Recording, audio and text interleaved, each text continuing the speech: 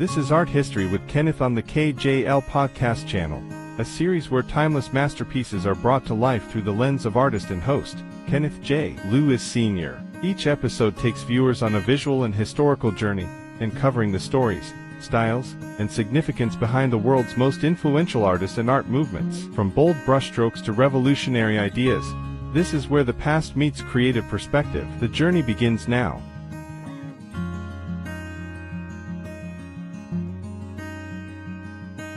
Welcome to the Art History series on the KJL Podcast Channel. In this episode, the focus is on the extraordinary life and work of Lonnie Bradley Holley, a self-taught American artist whose journey rises out of trauma, survival, and unshakable creativity. Born in Birmingham, Alabama in 1950, Holley transformed the hardships of his early life into a powerful artistic voice, using found materials, memory, and spirit as his foundation. His sculpture, his paintings, and his improvised music speak to ancestry, racial injustice, environmental awareness, and the strength of human endurance. This episode guides the viewer through his life story, his struggles, his artistic breakthroughs, and the legacy he continues to build. This is the story of Lonnie Holley, Spirit from the Scrap. Segment 1, A Wild Seed in Birmingham. Lonnie Holley was born February 10, 1950, in Birmingham, Alabama, the seventh of 27 children. He entered the world in a city shaped by steel mills, segregation, and economic hardship. For a young black child in the 1950s South, life was unstable and dangerous. At only 18 months old, his mother placed him temporarily in the care of a traveling carnival worker who never brought him back. When she eventually returned to Birmingham, she traded Holley to the owner of a shot house for a bottle of whiskey. The owner renamed him Tomky McElroy. Holley spent his early years wandering around the fairgrounds, creek beds, and the streets near Loam Avenue. Even during this unstable childhood, he began developing a unique way of seeing the world. He noticed shapes and stories in discarded objects long before he knew the word artist. Segment 2, Early Years and Survival. Holley's childhood remained filled with danger and suffering. After the death of the woman who had taken him in, he endured beatings from her husband. While fleeing punishment as a young boy, he was struck by a car and dragged several blocks, surviving but left in a coma for months. As he grew older, he tried over and over to find his birth mother. At age 12, he unknowingly violated a citywide curfew enforced by Public Safety Commissioner Bull Connor. He was arrested, later escaped with older boys, stole a car, and crashed it. Instead of receiving a hearing, he was sent to the Alabama Industrial School for Negro Children, known as Mt. Meigs. Mt. Meigs was a notorious reform school where black children were subjected to hard labor and harsh discipline. Holley harvested cotton under strict quotas and was beaten when he fell short. After another escape attempt, he was punished with months of solitary labor outdoors on a rock pile. These memories eventually appeared in artworks that recalled the trauma of those years.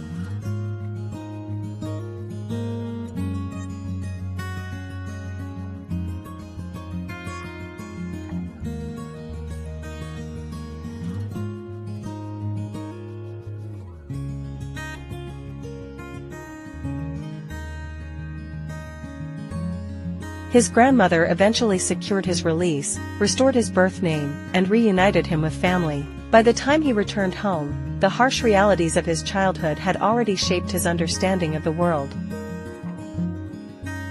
Segment 3, The Turning Point. As a teenager, Holley lived in Florida with one of his brothers. He worked as a dishwasher and groundskeeper at a country club, and later as a cook at the Contemporary Resort in Walt Disney World. He joined seasonal workers to pick tomatoes for the Campbell's Soup Company but was never paid the wages he earned. By the age of 20, he had fathered 4 children and struggled to find stability. In 1978, after leading police on a car chase in Birmingham, Holley recognized the need for dramatic change. The turning point in his life came in 1979 when 2 of his sister's children died in a house fire. The family had no money for gravestones.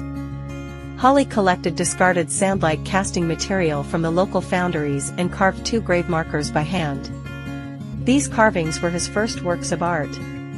They were created from grief and necessity, but also from instinct and care. This act marked the beginning of his life as an artist. Shortly afterward, he shared his carvings with the Birmingham Museum of Art, where he received immediate encouragement and recognition.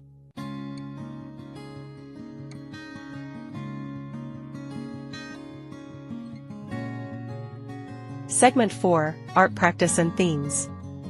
Holley's work is grounded in the belief that nothing is meaningless. He uses discarded wire, weathered wood, rusted metal, roots, stones, plastic, hoses, and remnants from foundries.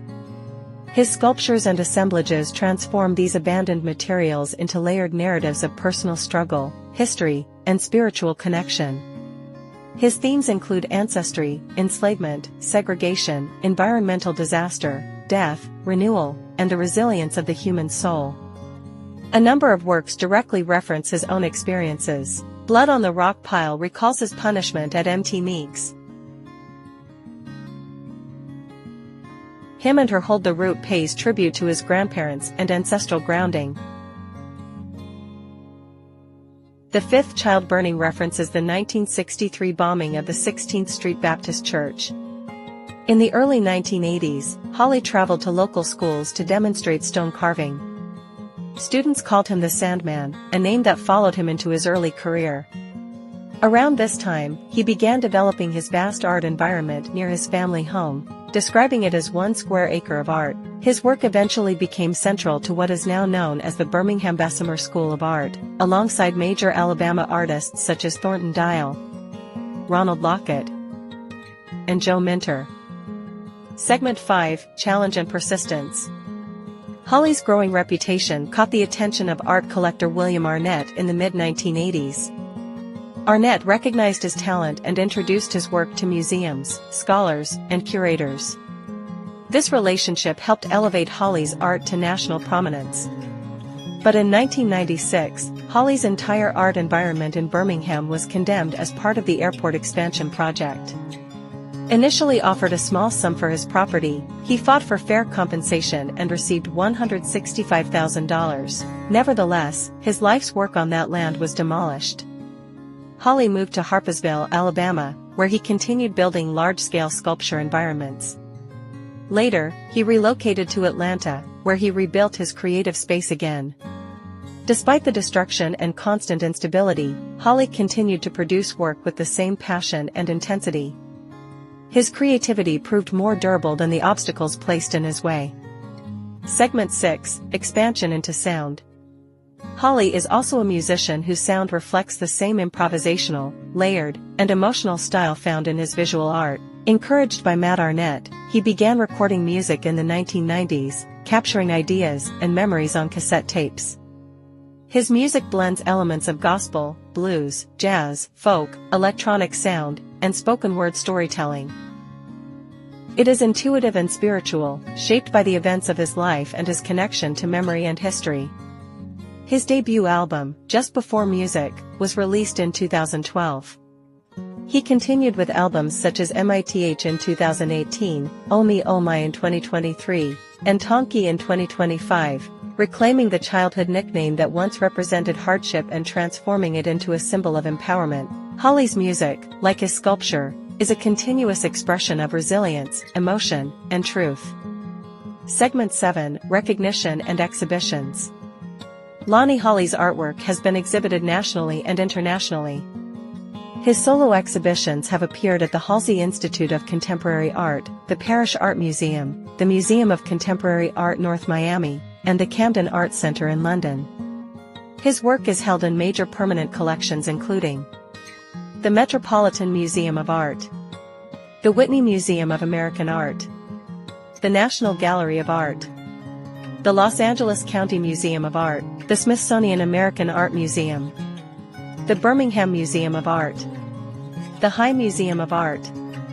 Holley rose from carving tombstones in a yard to appearing in some of the most respected museums in the world.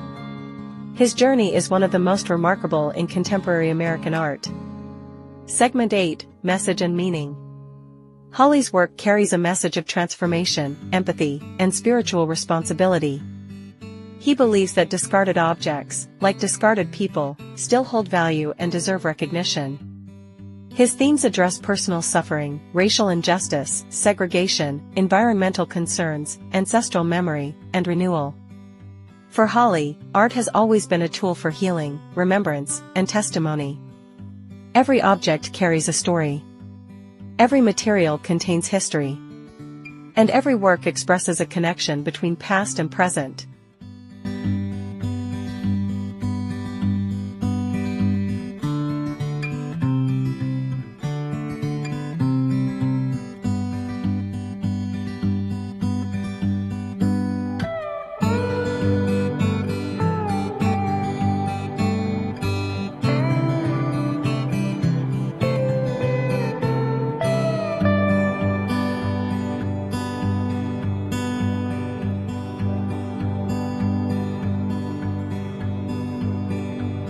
Segment 9, Legacy and Influence. Holley stands at the center of the Birmingham Bessemer School of Art, influencing artists across generations. His work has redefined expectations about what self-taught artists can accomplish and has broadened the understanding of American art. His commitment to transforming overlooked materials into profound visual statements provides inspiration to emerging artists around the world. Holley's legacy continues to grow as he exhibits, performs, and creates new work, expanding the scope of his influence on contemporary art and music. Segment 10, Reflection and Conclusion. Lonnie Holley's life demonstrates how creativity can emerge from trauma and adversity. His art, made from fragments of the world around him, becomes a record of human endurance and imagination. His transformation from a child traded for a bottle of whiskey to an internationally recognized artist shows how deeply art can change a life and how powerful a voice can become when it speaks honestly.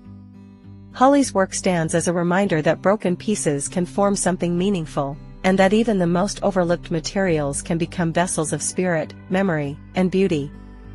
In closing, thank you for joining this episode of the Art History Show on the KJL Podcast Channel. We hope this exploration into the life and art of Lonnie Holley inspires a deeper appreciation for creativity, resilience, and the stories carried in every object and every life.